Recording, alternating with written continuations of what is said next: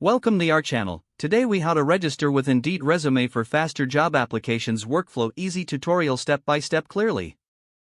To register with Indeed resume, start by opening your web browser. Navigate to the Indeed website at www.indeed.com. In the top right corner, locate and click on the Sign In button. If you don't have an account, click on Create an account. You'll be prompted to enter your email address. Choose a strong password that you can easily remember.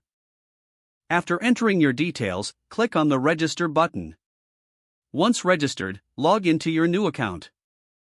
Now, go to the Resume section on the Indeed homepage.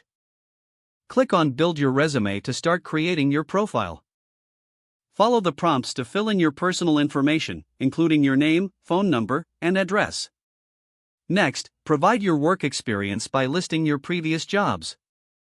Be sure to input your job titles, the companies you worked for, and the dates of employment. Then, enter your education background. Include the names of institutions, degrees earned, and graduation dates.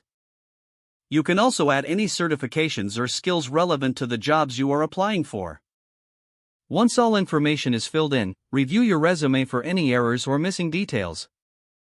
When satisfied, click on the Save button. Now, you can choose to make your resume public for employers to see. Select the option to allow employers to contact you about job opportunities. Click on Save Changes. With your Indeed resume ready, you're equipped for faster job applications. When you find a job listing, simply click on Apply Now.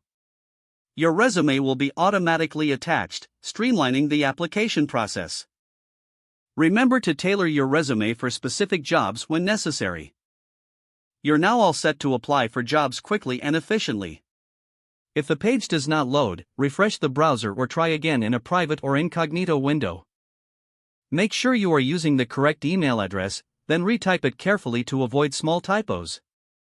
If your password is not accepted, use the Reset option and create a new strong password you can remember. Check your spam folder for verification or security emails, then complete any requested confirmation steps.